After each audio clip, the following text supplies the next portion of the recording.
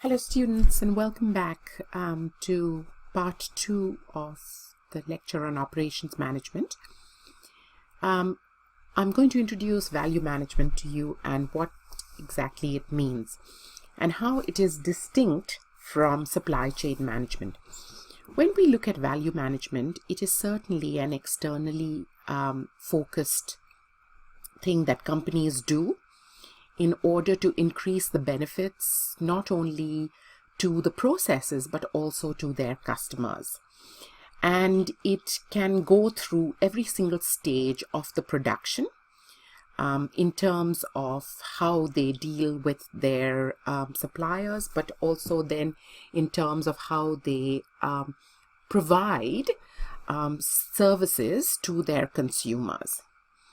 Now, certainly, I encourage you to look at the requirements for value chain management, which are cited on page 387 of your chapter, but and understand what they refer to. But I want to sort of draw your attention also to some of the obstacles that you have to value chain management. Certainly, people are perhaps one of the main obstructors in terms of providing value chain management, and this can come about in a variety of ways. So you might find employees, employers, and business partners, including your buyers as well as your sellers or suppliers, might resist some of the changes that you are trying to introduce through value chain management because they personally may not believe that it really does in any way enhance the product to the consumer, but that it may cost money to them. So certainly that is very much part of it. Another thing that happens very often in terms of obstructing really good value for your customers is where there are high levels of secrecy and paranoid management who very much work on sort of keeping things a secret. They do not communicate effectively with employees, and this of course has implications in and of itself. With employees, as well as with business partners, issues of trust and control, including who owns what, particularly in terms of intellectual property, process design, patents, copyrights, etc., can also actually obstruct you from having the best value for your product or your service to consumers or your clients. Sometimes it is impossible because you don't have the qualified staff. You may not be able to afford the equipment or the technology or even the space, the physical space. And you are unable to innovate in terms of value chain management because of these drawbacks. So certainly it is good to keep these in mind. Now, I would like to talk to you about supply chain management. When we talk about supply chain management, we are really talking about the series of processes that are involved, particularly in manufacturing operations. And it is very much concerned with cost, process, and time. And it is very much internally oriented. It is also very much based on being efficient, where we reduce costs and make the organization more productive. It includes things such as purchasing, manufacturing, warehousing, transportation, customer service, demand planning, supply planning, and supply chain management. And it refers really to the move or the flow of materials and goods. Whereas when we talk about value chain management, we need to understand that it is a whole sequence of activities. And yes, it can include supply chain, and it does include supply chain management as well, but it is focused towards your consumer or your customer. And it is not efficiency, it is not the driving down of costs that is the basis of value chain management.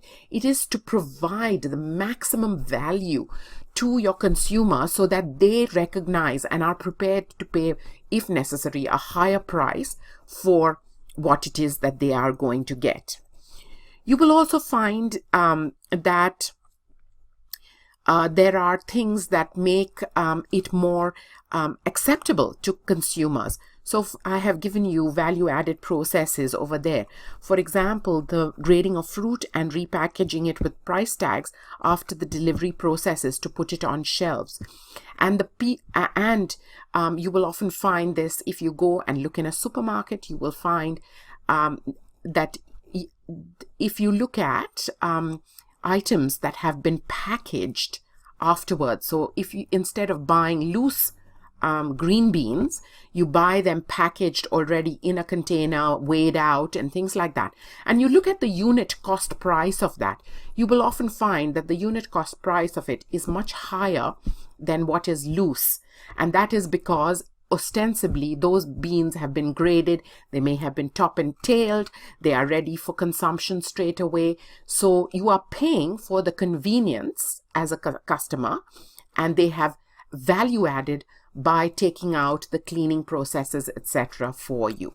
So it is something that you have to decide as an individual and as an organization where you add value and where simply the cost of adding value far exceeds the actual benefits that you would get either in terms of profitability or in terms of value as perceived by a customer. So very important to think about these things. You need to understand that many different things are looked at in terms of quality. And when we talked last week about quality, and when you read about quality, you would have come across different processes that certainly are part of the control processes of quality management. So you have ISO standards and you have other things that, manage the standards of these different goods and services. But you need to think about what it is that you are going to measure. And in some cases, you will find this list over here also tells you what goods are measured by and what service quality dimensions look like. So if you look at the service quality dimensions, there are things such as timeliness, courtesy, consistency, convenience, completeness, and accuracy that are used as measures in services. Whereas when you talk about products, you are looking at things like, for example, durability. How long does it last before it dies? How well does it match in terms of conformance with pre-established standards? How much quality is it, So why would you buy, say, for example, an iPhone versus buying a cheaper end, no-name, generic brand phone in terms of its characteristics and what your perception of value is of it? So these are things to consider as well. You will find that when we look at innovation and entrepreneurship, and also in terms of operations management, in some cases, it becomes impossible when we look at, last week we talked about the fact that, if things did not meet, if there were variances and standards were not well established, that you had to revise these standards. You had to review them and revise them. But in some cases and in some industries, which particularly when they are dealing with products that become obsolete. So for example, nobody manufactures cassette tapes anymore. Some of you may not even know what I'm referring to when I talk about cassettes, with spools and so on. And what organizations do when this happens, it usually happens in organizations where they completely overhaul. And it is a very dramatic shift from the way that they have been previously doing things. So for example, sometimes, and it is referred to, of course, as business process reengineering, Sometimes organizations also, if they are not performing well, they change their business strategy completely, and they use it as a downsizing mechanism to get rid of employees. The issues with business process reengineering is that, especially when it is used as a downsizing mechanism to get rid of employees who have been with the organization for a long time but may not necessarily fit the new model or the new way of doing things, the problem that occurs is that it hollows out organizational knowledge. And what we mean by this is that there is a lot of tacit knowledge that has been built up by these people through experience, through trial and error. And when they are made redundant, when they take retirement, when they are given forced retirement, one of the things that happens, of course, is that they walk away from the organization, taking all this information with them. There is short-term gain definitely from these kind of processes of BPR. But in order for BPR to be really successful, your core business, whatever your core business is, whether it is electronics, whether it is manufacturing, whether it is service provision in, a particular area, it has to be very solid in order for it to be actually effective. Tom Peters says that the opposite of BPR is incrementalism. So when we talk about incrementalism, we are actually talking about doing things slowly and steadily, making small changes, at a very regular pace. So sometimes I think this comes, it reminds me of the story, which I'm sure all of you have heard of as children, the story of the hare and the tortoise. And if we think about that race that was run by the hare and the tortoise, who won? Do you remember? Think back to your childhood. It was the tortoise that won the race, right? Because it went slow and steady. The hare, of course, took off from the blocks and ran so fast, but then saw that the tortoise was so far behind that he decided to lie down and have a nap. Now, the hare is sometimes a bit like BPR processes in organizations where they restructure. They come out of the running blocks and they are in such a hurry to change everything that they throw out everything, the good and the bad. And then their rivals, who have not changed so dramatically and drastically, but have changed in small bits, tend to outperform them because they have been able to absorb the shocks that come from changing processes slowly and steadily. Sometimes BPR processes have to be activated, and this is because we are increasingly seeing the role of disruptors in business.